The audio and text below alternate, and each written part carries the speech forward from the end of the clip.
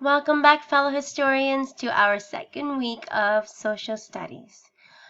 I thought it would be really cool for us to take a pause this week from our unit study of colonial and revolutionary New York and to focus on Native American culture through myths and legends.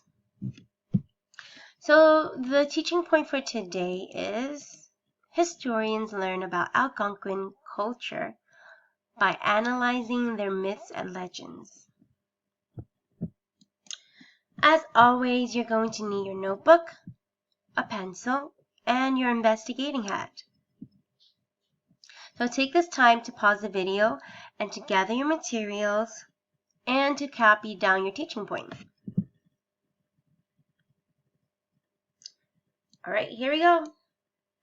So before we get into Algonquian culture, I wanted us to understand the difference between a myth and a legend.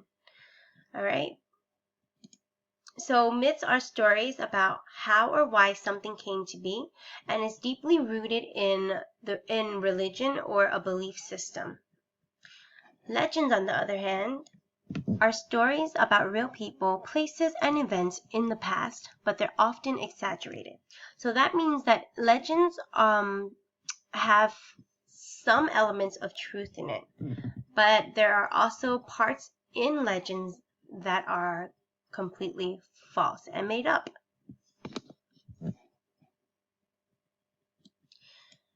Some elements of myths are that it explains a natural phenomenon.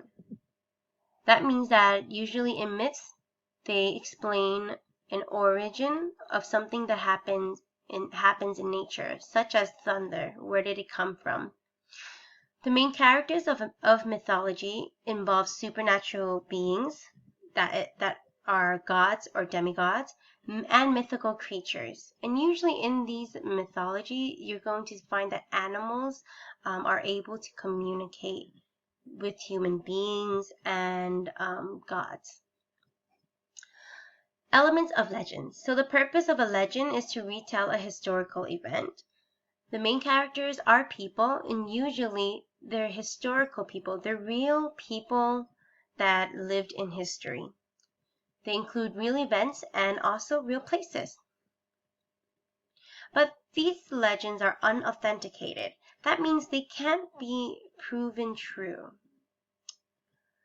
And sometimes these legends include miracles or magic. So as we learned, or as we're going to learn, Native Americans really believe in spirits and in magic, and so you will find that their legend often includes some elements of myth. But the difference between a myth and a legend is, of course, the purpose. All right, keep that in mind, that myths usually explain something that happens in nature, and it mostly involves supernatural beings.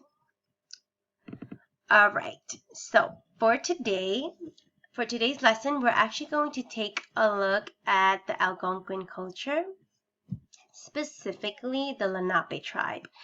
From the New York Historical Society, we learned that the Lenape tribe lived in New York City, specifically Manhattan, and they were a part of the Algonquins. So they have this story called Rainbow Crow, and I want us to figure out whether it is a myth or a legend.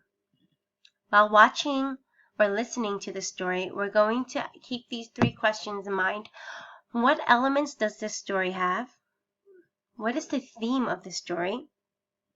And what can we learn about the Lenape culture or the Algonquin culture? Okay, are you ready? Here we go.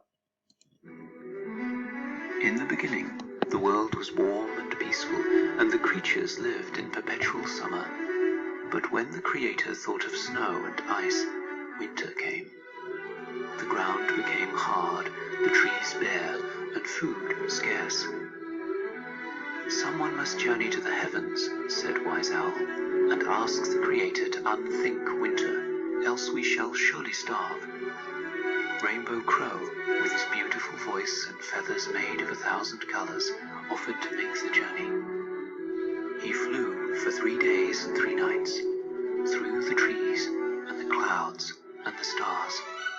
He flew higher than any bird had ever flown, until, at last, he found the Creator. To draw his eye, Rainbow Crow began to sing the most beautiful song you've ever heard.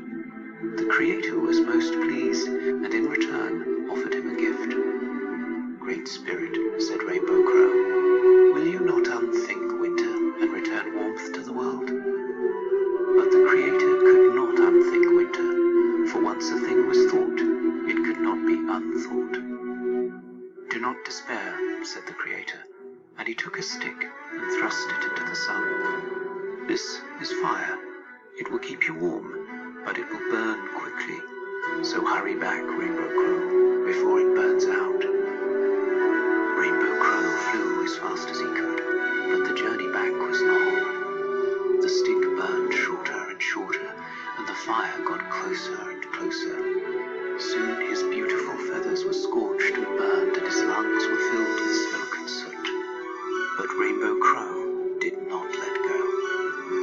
He flew, and finally, in a ball of flames, he fell from the sky, bringing fire to the world. And all the creatures thanked him and rejoiced. But Rainbow Crow could not rejoice, for he had burned his beautiful feathers and scorched his beautiful voice.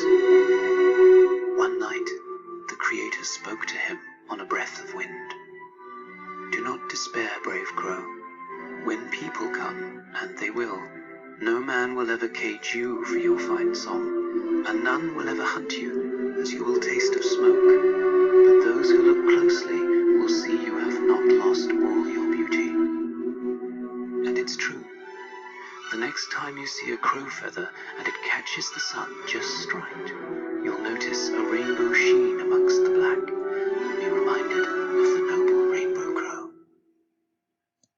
Alright guys, so that was Rainbow Crow by the Lenape tribe. Alright, so we're going to answer these questions. Some things that I noticed in Rainbow Crow is that the main character is a crow, but there's elements of magic and supernatural. Rainbow Crow is able to fly really, really fast, and he's able to travel into space and beyond to speak to the Creator.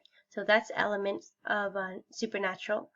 I also noticed that this story explains the origin of 4 natural phenomena. That's winter, fire, and the crow's black feathers, and the crow's croaky voice. So I'm thinking that Rainbow Crow is a mythology. Alright, so did you notice, guys, how I was able to look at or listen to the story and think about the elements of a myth and the elements of a legend, and I was really able to check off what were the elements of Rainbow Crow and then come to a conclusion that it was a mythology. Alright, so here is our $1 million question. What can we learn about the Lenape culture, or what is the theme? So I think that the theme of Rainbow Crow is to make sacrifices for the good of others. And from that, I can